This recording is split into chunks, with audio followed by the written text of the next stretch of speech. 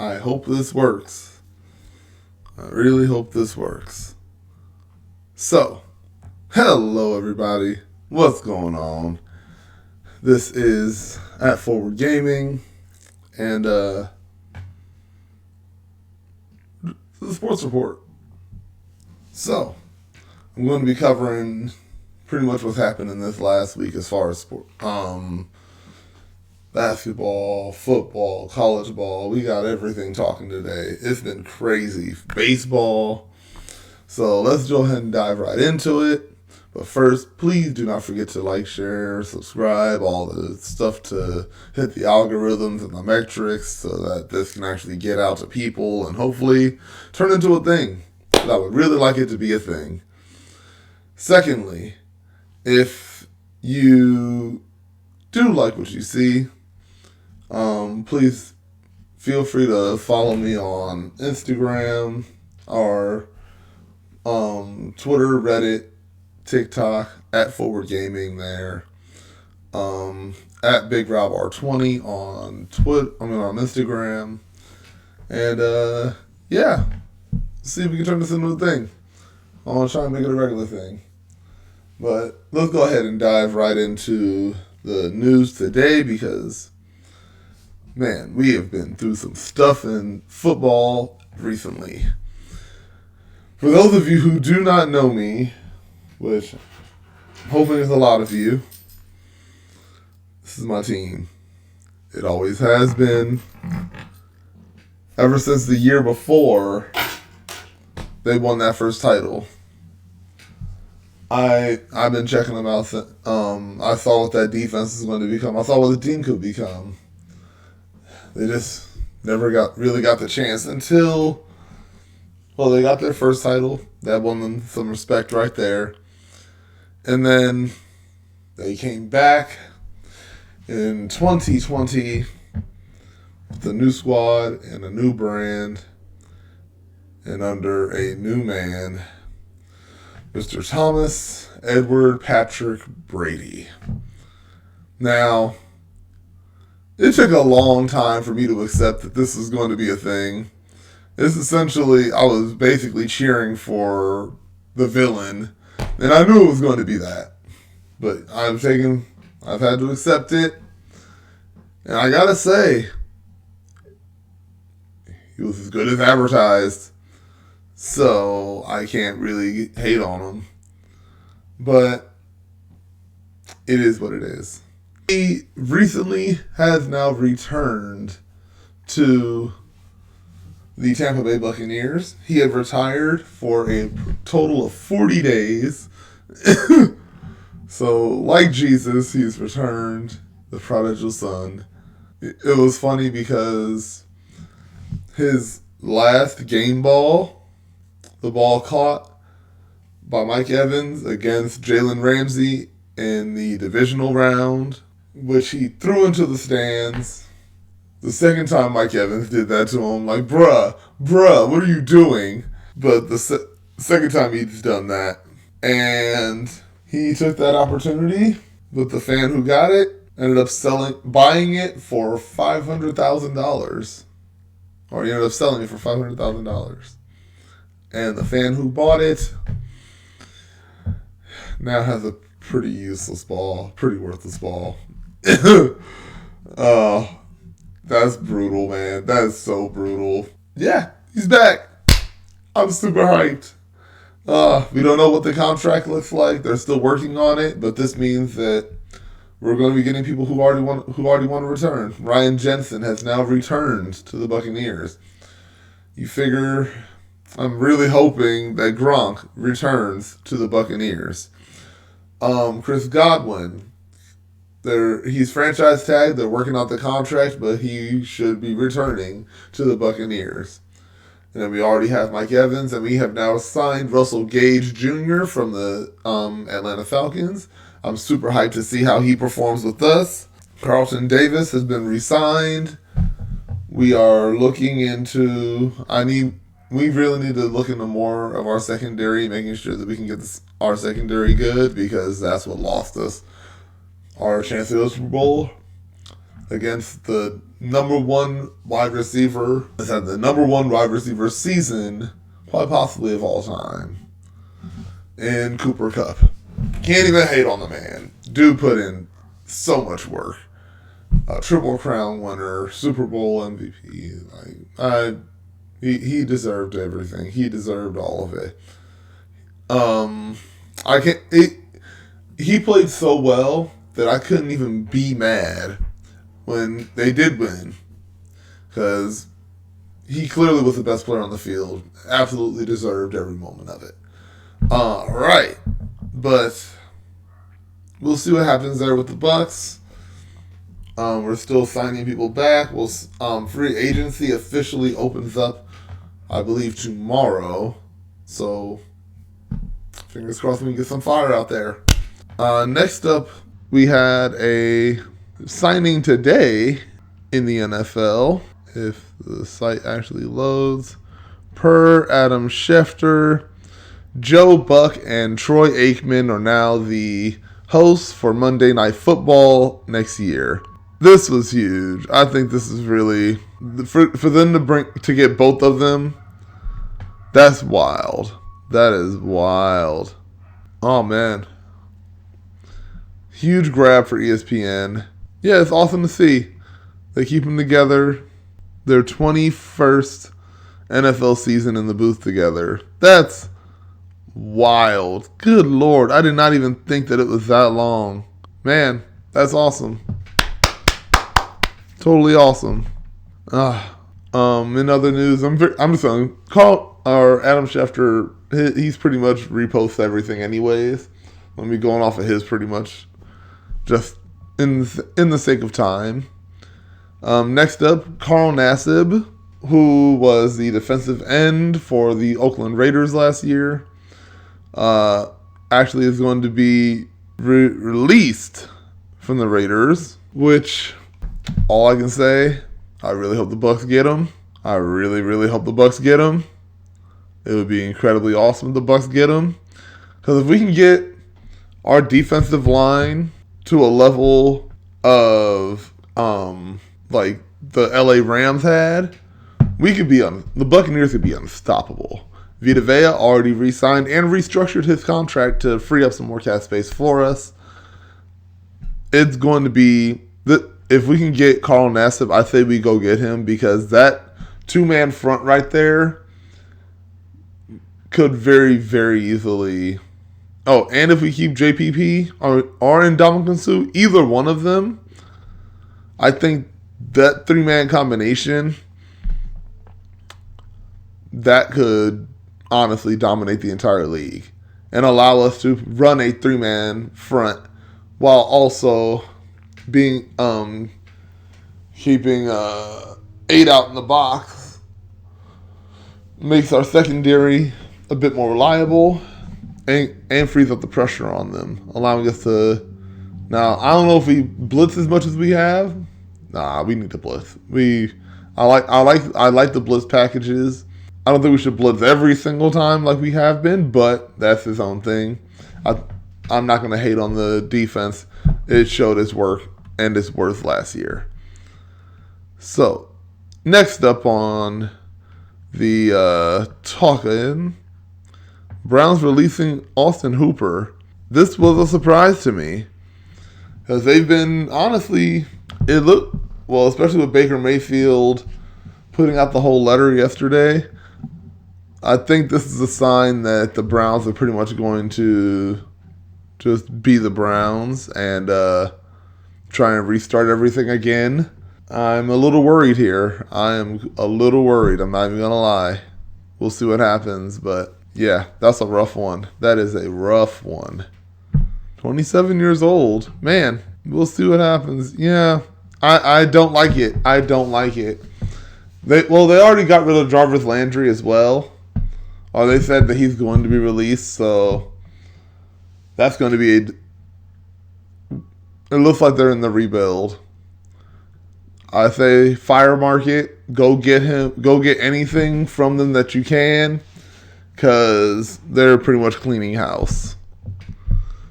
And yes, Rashad Perriman coming back as well to the Buccaneers. This was definitely because of Tom Brady. He had a little bit of a breakout at the end. We'll see what happens, and a little bit of a playoff run. So we'll see how far we end up going. Other news. I wanted to bring it down to Mr. Aaron Rodgers. If I can get down there. Where are you?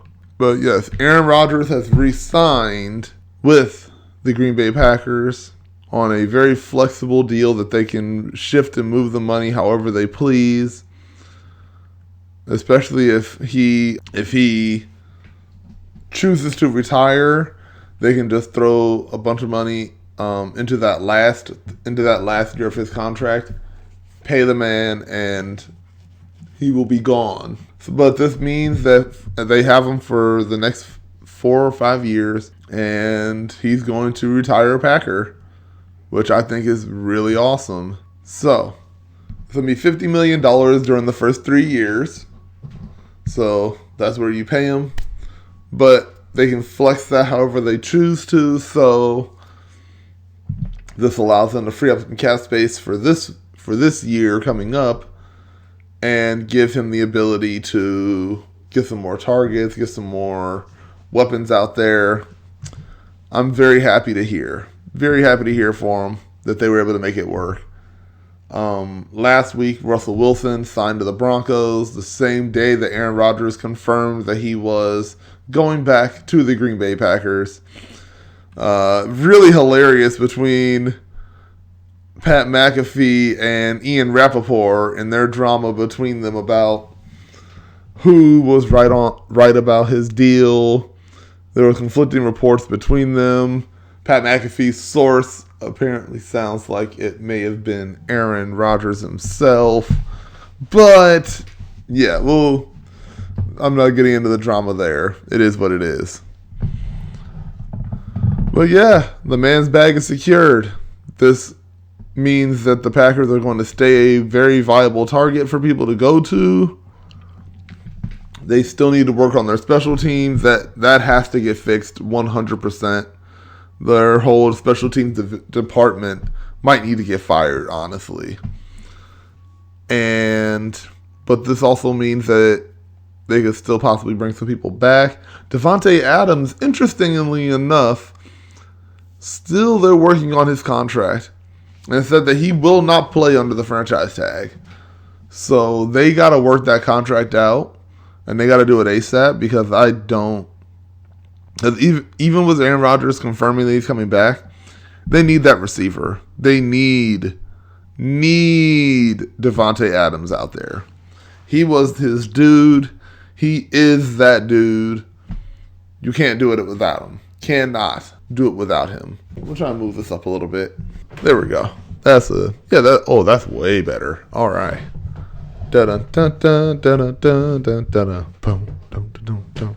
All right. But that was pretty much it as far as football stuff that I wanted to talk about. The Jaguars, they did a ton of moves. Do I think they're going to make a difference? No. Like, all these moves that they made, like, they picked up Evan Ingram. They picked up a couple of linemen. They picked up a DB. But I still think that they're pretty much exactly where they were before. But having a new look under a new coach in Doug Peterson, who already has a Super Bowl championship under his belt here. Yeah, look at this money that they spent. 3 years, $24 million for Zay Jones. He was good. I don't think he's that good. 1 year, $9 million contract for Evan Ingram. Okay. 4 years, $72 million deal for Christian Kirk is wild. Wild. No way I'm spending that much money on Christian Kirk, but who knows? With Trevor Lawrence being the QB that he honestly is a good QB. I think the organization was run like trash, and Urban Meyer really showed just how bad he is. But they did get a win in that next week after he was fired. So we'll see. We will see. Darius Williams as well. Like, they're doing what they can. Next up, I want to talk a little bit about basketball because we've had some crazy, crazy games. Kyrie Irving dropped 60. Oh, no. Kyrie Irving dropped, was it 50 or 60? Dang it. Now I'm forgetting. But the day after, Jason Tatum also dropped. Karl Anthony Towns dropped 60. Yeah, it was 60. Look at this. 41, or he had a 41 by the half, 29 in the second quarter. So he had a total of 41 there. Insane. Ugh. And it just goes to show, I really hope that they are able to finally get all of this behind them and they can just move on and let Kyrie play at home. You know what? Now that I see it here, one last NFL bit. The Cowboys suck. They still suck. I wasn't going to say anything, but I see Randy Gregory right here, and I can't help but not say Randy Gregory with the biggest fake out of all time and the almost ultimate Cowboys thing that could ever happen. Deals with him fell apart, and now he's signed with the Denver Broncos after declaring that he signed with the Dallas Cowboys. It's the funniest thing ever. I fucking love it. It was peak Cowboys right there. Oh, so good. But yeah, that happened. But look at this. In the last month alone, Kyrie 60, Karl Anthony Towns 60, LeBron 56, Jason Tatum 54, KD 53, Kyrie 50, LeBron 50, and it's only March 16th. People are putting on a show right now. Steph also had 49. He almost got on this board as well. Dudes are playing. Nikola Jokic last week had a triple-double in overtime. In just fourth quarter and overtime. He had a triple-double. Like, basketball's been fantastic to watch. I'll be honest. I've loved it. Man, we are getting some high-quality performances. We've had several 42-point performances. Gary Trent Jr. has one. Luka's put on the show twice. This is my time. Give me sports. Give me sports or give me death. In college basketball news, the bracket. Let's see if there's just a clean photo of the bracket. Here we go. Now, can I zoom this in? But here, I'm about to. Oh, man. Yeah, you guys are just going to have to suffer a bit. But I'll try and bring the microphone with me. We got some insanity, y'all. So, number ones in each bracket. In the West, we have Gonzaga. In the South, we have Arizona. In the Midwest, we have Kansas. And in the East, we have the Baylor Bears. I'll be honest, I have no problems with any of the number ones. Number two seeds, we're looking at Duke in the West. We're looking at Kentucky in the East. We're looking at Auburn in the Midwest, and in the South we have Villanova. And number three, so I'm just going to tell you straight up who I think is going to end up winning each division. We don't really need to go through everybody.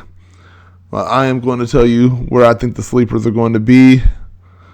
So number one in the West, I do think that Gonzaga is actually going to take this one. I don't think there's going to be a debate. They are going to step up. They have consistently done it. My sleeper though is actually, and I hate to do it to Duke, but Cal State Fullerton. It would just be awesome to see. They are that's the school out here, man. I almost went to Cal State Fullerton myself. Hell, I might just do it. We'll see. We'll see if I end up going back to school. But yeah, just awesome to see. In the South, yeah, I'll be honest. I don't trust Arizona as much. The TCU Horned Frogs will probably play Arizona, and I think they'll beat them. If they beat TCU, I think they get through everybody else. I think they can beat Houston. I think they can beat Chattanooga.